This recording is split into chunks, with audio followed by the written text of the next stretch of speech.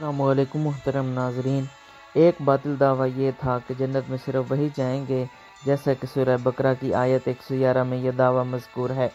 اس کا رد فرمایا جاتا ہے کہ اگر تمہارے گمان میں جنت تمہارے لیے خاص ہے اور آخرت کی طرف سے تمام تمہیں اطمینان ہے، اعمال کی حاجت نہیں، تو جنتی نعمتوں کے مقابلہ میں تم دنیاوی مصائب کیوں برداشت کرتے ہو؟ موت کی تمنا کرو تاکہ عیش و آرام والی جنت میں پہنچ جاؤ، اور اگر تم نے موت کی تمنا نہ کی تو یہ تمہارے جھوٹے ہونے کی دلیل ہے۔ حضرت عبداللہ بن عباس سے روایت ہے، حضور اقدس صلی اللہ علیہ وسلم نے ارشاد فرمایا، اگر یہودی موت کی تمنا کرتے تو سب ہلاک ہو جاتے اور روئے زمین پر کوئی یہودی باقی نہ رہتا۔ فتمنوا الموت، تو موت کی تمنا کرو۔ موت کی محبت اور اللہ تعالیٰ کی ملاقات کا شوق مقبول بندوں کا طریقہ ہے۔ حضرت عمر فاروق رضی اللہ تعالیٰ عنہ ہر نماز کے بعد دعا فرماتے، جس کا ترجمہ ہے، یا رب مجھے اپنی راہ میں شہادت اور اب رسول کریم صلی اللہ علیہ وسلم کی شہر میں مجھے وفات نصیب فرما۔ عمومی طور پر تمام اکابر صحابہ اور بالخصوص شہدائے بدر و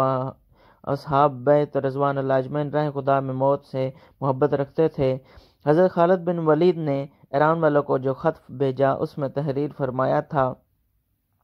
جس کا ترجمہ ہم کرتے ہیں، میرے ساتھ ایسی قوم ہے جو اللہ تعالیٰ کی راہ میں شہید ہو جانے کے اتنا محبوب رکھتی ہے جتنا ایرانی لوگ شراب سے محبت رکھتے ہیں۔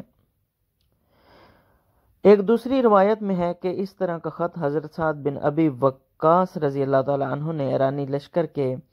سپہ سالار رستم بن فرخ زاد کے پاس بھیجا تھا اور اس میں تحریر فرمایا تھا، جس کا ترجمہ ہے، یعنی میرے ساتھ ایسی قوم جو موت کو اتنا محبوب رکھتی ہے جتنا اجمی شراب کو مرغوب رکھتے ہیں۔ اس میں لطیف اشارہ تھا کہ شراب کے ناقص مستی کو محبت دنیا کے دیوانے پسند کرتے ہیں اور اللہ والے موت کو محبوب حقیقی وصال کے ذریعے سمجھ کر محبوب جانتے ہیں۔ خلاصہ کلام یہ کہ اہل ایمان آخرت کی رغبت رکھتے ہیں، اور اگر لمبی عمر کی تمنا بھی کریں تو وہ اس لیے ہوتی ہے کہ نیکیاں کرنے کے لیے کچھ اور عرصہ مل جائے جس سے آخرت کے لیے ذخیرہ سعادت سے زیادہ کر سکیں، اور اگر گزشتہ زندگی میں گناہ ہوئے ہیں تو ان سے توبہ استغفار کر لیں۔ البتہ دنیاوی مصائب سے تنگ آ کر وہ کبھی موت کی تمنا نہیں کرتے۔ حضرت انس بن مالک سے روایت ہے،